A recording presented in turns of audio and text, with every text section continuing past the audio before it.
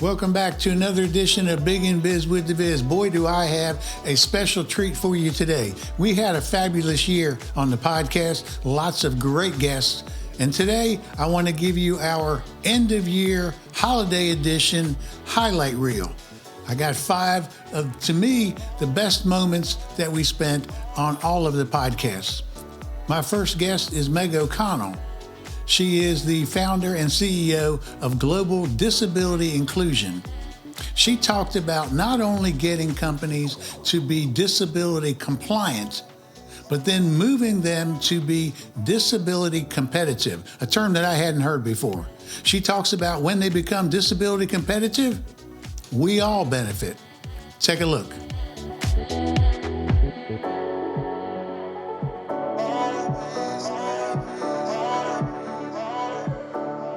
You know, that it'll actually make your job easier with. So talk a little bit, if you will, about maybe how your business is structured, and do you bump into compliance first and then hopefully get past compliance, that type of thing.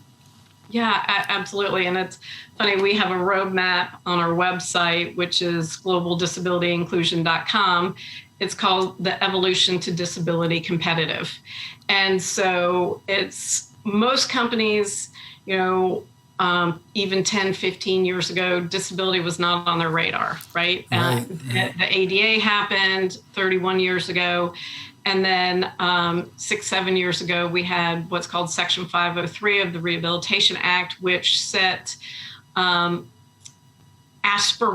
goals that 7% of all new hires across all job groups had to be people with disabilities. So for the first time ever, companies now had targets that they had to meet and work towards them. And this was a requirement for federal contractors. So that immediately moved 250,000 companies, because we have 250,000 federal contractors in the US, from that bucket of not interested at all into that compliance bucket really quickly, right? So they had to comply. And it also created an incredible opportunity for culture shift, because we moved from don't ask, don't tell about disability to tell me about your disability and how can we support you. And so we're still in that shift right now. We're having those better conversations and asking people to disclose and self-ID with their disabilities so we can support you as a company. So as it goes, it's not interested, then you go to compliance, then you go to, we're building our competencies, like you're learning about disabilities, then you're building organizational capabilities, right? What are we gonna offer people with disabilities? Not only our employees, but our customers as well. And then the last bucket is what we call disability competitive, that you're looking at disability as a competitive advantage and ensuring that disability is a thread throughout all lines of your business. And that's what we want to help companies get to. The compliance bucket is the boring bucket, right? Yeah, even as you said that last one, I want you to talk a little bit more about that. That's the exciting one. It's National Hemp Month. It's National Watercolor Month. It's National Anti-Boredom Month. It's National Baked Bean Month. And I've got 15 of them here, and I don't see National Disability Pride Month on here. I know. Again, we're the forgotten diversity segment. And I was talking to a company the other day who's relatively new in the initiative. And they said, Meg, we just don't know where to start. Disability is so complex. There's the neurodiversity, there's the physical aspect, all of this. And I said, now, wait a minute. This was a major brand. And we just finished June, which of course was Pride Month for the LGBT community. You could not turn on your TV, open a newspaper, not hear from every major corporation on the planet about Pride Month, which is fantastic. And I'll admit it here on the first one, say it, I'm jealous of how much progress the LGBTQ movement has had, because they're light years ahead of where we are. So what I said to this person was, I couldn't turn on the TV last month without seeing 10 of your commercials a day about the LGBTQ community. there are as many nuances and differences and areas to focus on in that community as they are in the disability community. Why do you want to just start with one piece of our community? You're not saying, oh, let's start with the L or the G or the B or the T. Right. You went all in. So we want you to go all in with disability. And he was like, oh, I hadn't thought about it that way. And so we got to stop being afraid of disability. I mean, I know it makes people uncomfortable, but you're never going to evolve until you have those uncomfortable conversations or see what is it that else I need to learn to make this work for our organization. What do leaders need to hear or change, or however you want to handle it? Yeah, I think the biggest thing is everyone wants to come at this intentionally. And unfortunately, our world has this cancel culture right now. So companies are afraid of getting it wrong. Or if I jump in and I have a misstep, is that going to be worse than not jumping in at all? And, it's a concern. But, what I advise companies to do is like, you can wade into the deep end. You don't have to jump all in immediately, but we can get you there. And, I also tell folks, I've got like 3 pilots with 3 different companies right now. You can do almost anything in a pilot and be forgiven for it, right? Because you're testing things. Right. You're trying different models. What's working? We're going to investigate this part of the business. And does it work over here? And who do we need to partner with? And I've had companies that have piloted things for 18 months before saying, yes, this is where we're going to, put the stake in the ground. We've devised what our program is going to look like. And now we're ready to go forward because they've connected with the community. They've connected with experts. There's a saying in the disability community, nothing about us without us, meaning don't think you know what we need. Ask us. Ask your employees with disabilities how you can support them better. Ask your customers what they need. Don't make assumptions because it's easier to design for disability, whether it's a product or a service, than to add it on later. Because what we know is if you design for disability, it's actually good for everybody.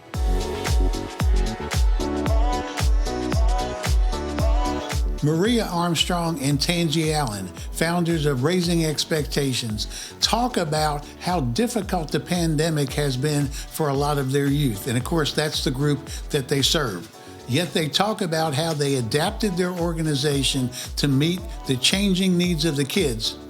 And they also talked about how Black Lives Matter made a lot of us more sensitive and more responsible for our feelings and the way we treat each other people. And of course, that actually benefited their organization. And then they end up talking about how they change lives. Check it out. Young people across the country struggled during this time, in ways that, we're going to see the impact for a long time. And so our kids were exactly in that position. And because we had an external evaluation over the past year, our evaluator did focus groups, and she found that the kids were responding so positively to us opening our doors and allowing them to come in and come to school with us essentially every day. So it made a difference. They felt like they had a village. They felt like they had people to support them and love them. And, the results are in. They absolutely see it and appreciated it. Yeah, it seems like that isolation really impacted them in more ways than just, I didn't really get the hands-on, help with doing my homework. It went way beyond that with lots of kids. Yeah, even seeing their peers, right? So they hadn't seen their friends. And so even being around their peers, their mentors, our staff. So it really supported them emotionally during a time that was extremely difficult for most kids around the country. Well, I'm glad that business has been as good for you as it is.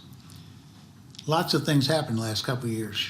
In addition to COVID, we had Black Lives Matter, and there were a lot of discussions that were being had, and I gleaned from what you wrote that some of that worked to your advantage. Talk a little bit about that, would you? Yeah, it For us, what was important, let's talk about from the foundation, the revenue side of the balance sheet. There was definitely a positive impact and really more of an appreciation and understanding that representation doesn't matter. And that sometimes, there needs to be a specific intentional invitation to organizations that are not necessarily part of the big box entities, but are more niched in their approach and the proximity to the communities and the issues that they're serving is closer. And so we're thankful that happened because it's definitely had a positive impact on us as organizationally on the revenue side of it.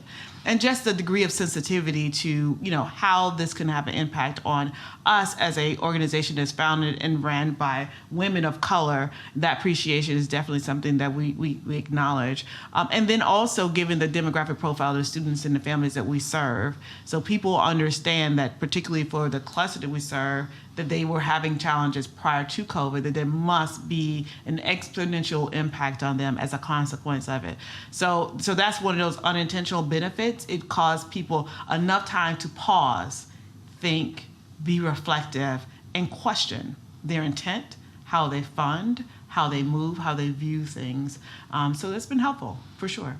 Yeah, it's always interesting to me the number of people who are sensitive to certain issues, and they see something on TV and they go, man, that's a great cause.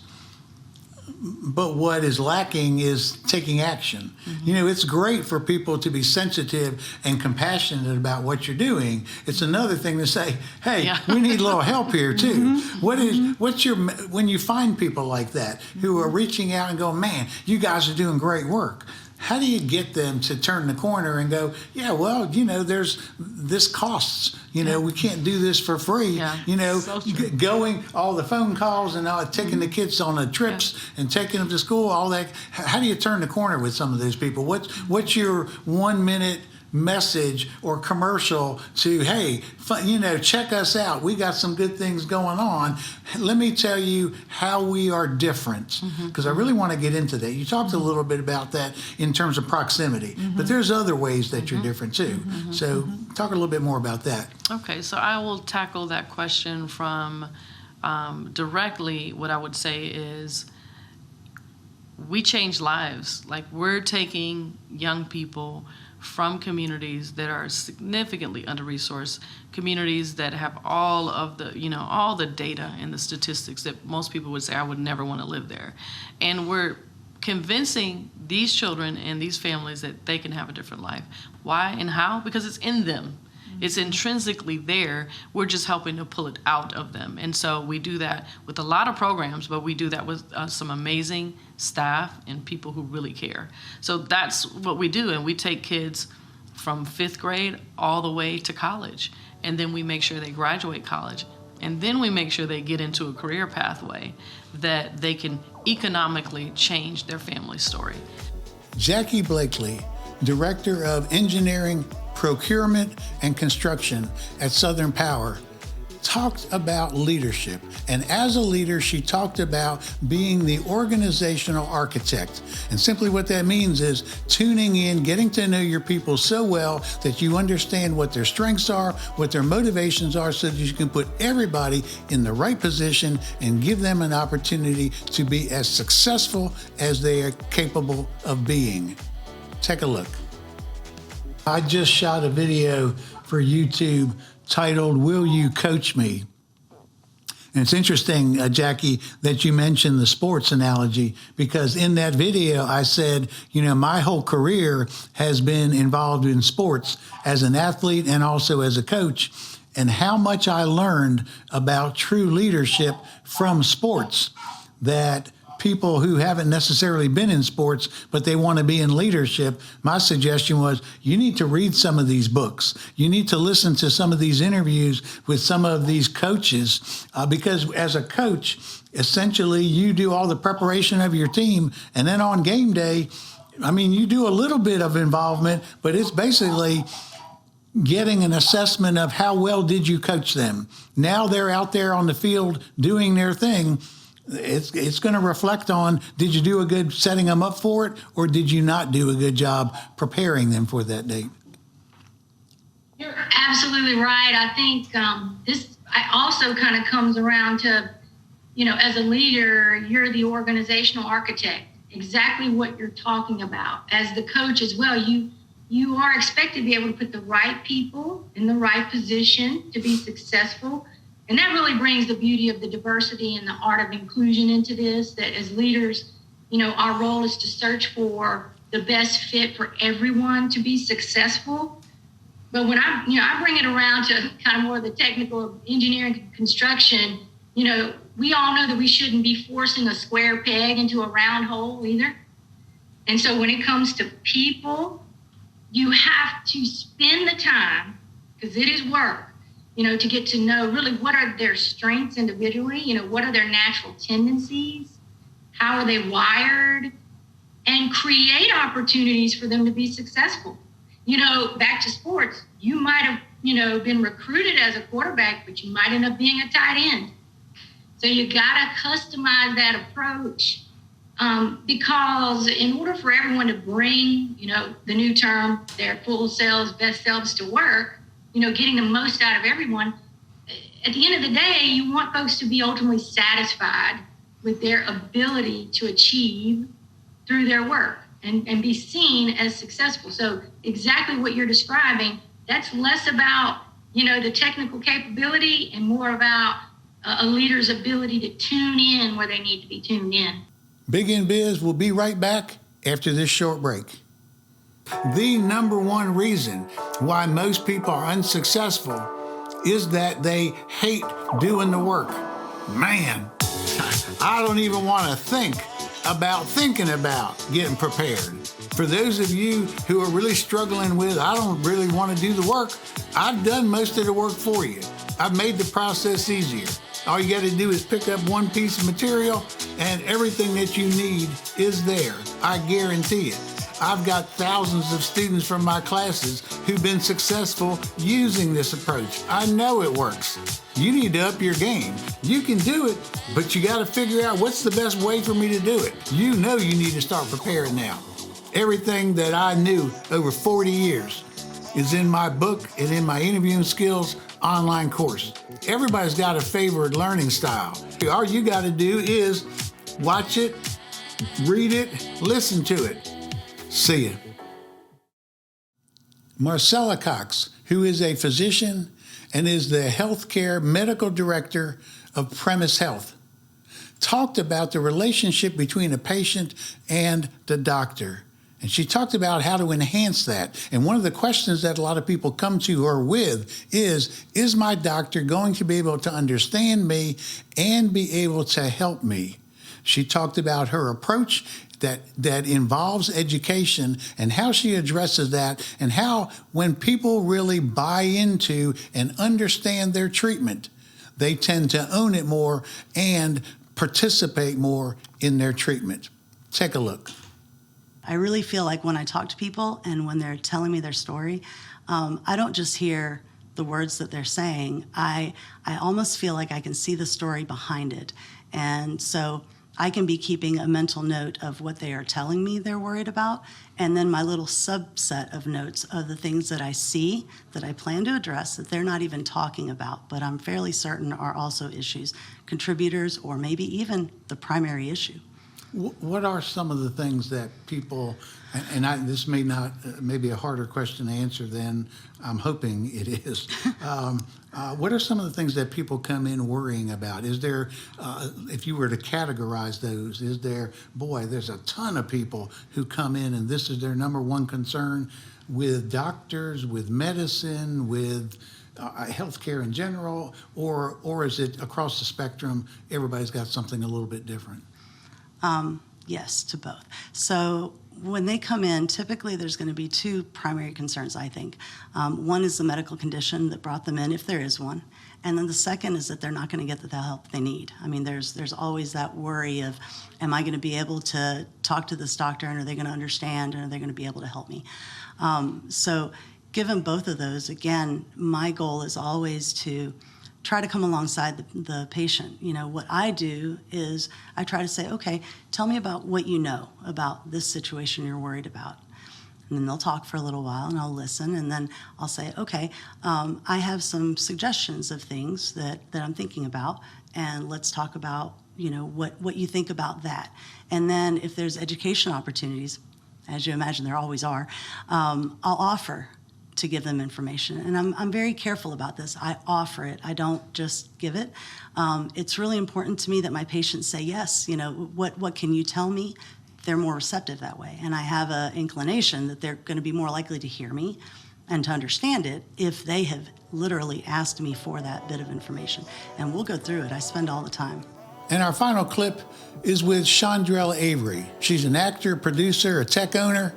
She's probably best known for her role as LaFonda in the movie Napoleon Dynamite. She's had lots of success, and we talked about what are the fundamentals on the pathway to greatness. Talking about trust, talking about standing tall, owning your own voice, being confident. And she talked about where her trust lies to accomplish all those things. And she ends up talking about a subject that I really believe we need right now, and that is more love of each other. Check it out. Trust is linked to faith. Faith without works is dead. So there are a few things that we have to get, again, some basic fundamentals, right? When you teach as an instructor, or you advise or you direct folks to see the pathway to their greatness, there are some fundamentals to this thing. And so, for me, growing up in a large family, faith was mandatory. I mean, I'm Black.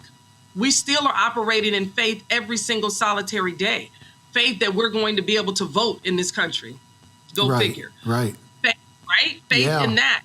The faith has been the struggle between, the toughness and resilience is embedded in us as Afrikaans. We're African people. We're indigenous people who have not been given a fair shot. So the reality is my parents, my father's 6'5", my mother's 5'9", I'm 6 feet. All my siblings were giants, not all, but a few, most of us rather, I should say. And with that, my mother sent me she knew that this road of giganticness, if you will, would be something that could be maybe tough, not necessarily in the world of play, or what I do for a living, but just in life, standing strong, standing up tall, being forthright, owning your own voice. That was deposited into me because I'm a 70s baby coming from, you got to look at the sign of the times of what was happening to our country, in our country, Black people. So it wasn't going to be, where my parents wouldn't deposit strength, the resilience of a people, when my mother can tell you in Michigan how she had to drink out of a black, a colored water fountain. I've never experienced that. Meanwhile, I said to you at the top of the conversation that I lived with a white family during the weekday to go to private school. Why? Because they were redlining at a time in South Central where you were forced to live there. Why? Because that's how they oppress. So I didn't get that memo at the time. How do I know? I just was obedient to my parents. But when you think about it and look all the way through history, we can't be anything else other than resilient. I can't be anything else other than confident, because I know what is out there for me to get. And one thing that God says is that what he puts into you, he will develop it until its full manifestation. So if you are deposited that as a child, the no weapon formed against you shall prosper. Some of these expressions that my parents said, I didn't get the memo until technically, really for real saying it last year with all of these civil unrest happening. It was really when my eyes began to thoroughly open. It wasn't that I wasn't aware, but I was thoroughly leaned in because of COVID, and you're seeing what's going on, and you're realizing the ruthlessness of this country and how we have to be a better people. So look, the trust is I'm going to have to trust you to do and edit this right to make sure that I shine bright. Yeah. Right. But I'm going to give you every tool that you need to be able to offer that opportunity for the viewers that you have on your page. Now, on top of that, wherever this goes in the ethers, we're in getting to the whole space of technology. It'll be here forever. And I want to make sure that people understand that there was a time in this industry that there were people that came before me, the Ruby Dees and Cicely Tysons and folks that couldn't get jobs that looked just like me. that may not have been my height, but they paved the way. Yeah, the Sojourner Truths and, all of the people that have paved the way, civil rights activists that gave a shot for a girl like me to be able to get on this stage and tell these stories and bless people. Surely I'm going to be confident when I do that. Absolutely. But I have to trust that, knowing that if God is going to order my steps, there will be nobody that's going to tell me that I cannot conquer this thing. And that's for all of us. It doesn't matter where you're from, but especially for people like us during a time in 2021 when you can see that we're still fighting and getting arrested for trying to vote in America. Right. This is ridiculous, and it's an atrocity on us as humans. Forget the color. And yet we're battling between should they vote or should they not vote, some nonsensical ignorance. But guess what? We will win because we're not losers. We are not people who are failed people. I am not a storyteller that will not tell you that I believe in God. There's no taboo in that. Oh, it's not socially correct. Who says it? Who says it's not politically correct for me to tell you I love Jesus? Who says that? Where did that come from? Who created that? Well, because of all the different religions. I'm not mincing my words about what you feel about your religion. I'm telling you that trust comes with faith, and faith comes with confidence. Confidence in believing the word is going to come to pass. And I believe that one thing God says, that he is not one that he shall lie. So I have to believe that he's not a liar. Yes, will it take time? Sure. All the things we've experienced, Craig, is in that Bible. Every experience, whether people want to know it was made by this and all this political aspect about it, I don't care. I tell you today, try God. Ask him for a thing. He will come and prove himself to you, because he has done that for people like us that still were not even considered to be people in this country. And yet you see us shining brightly. You see us standing firm. Black women have come today to let you know, listen, we are not trying to say we're better than. What we're saying is that you need to respect where we are. And what good God would do is create a movie like Napoleon Dynamite, where he'd make me the only Black person. No problem. The only Black woman. Great. And I can come out on this platform and tell people love this character, LaFonda, because I welcomed the love of another human being. He was a nerd. He was not thought about. He wasn't that special, right? But then he made me get this hot chick babe that saw the gift in him. That's what it's really about. Love. Love no matter what. And that also attaches to trust. If you have trust, there cannot be trust without love. And love is there in us because we were built and we were formed in love. That's it for another edition of Big in Biz with DiViz. I hope you enjoyed our end of year highlight reel. If you want to check out all the podcasts or the full version of all the interviews, go to CraigDiVizzio.com. I'll see you right back here in 2022. Till then, be safe, love your family and friends, stay cool, have good thoughts. See ya.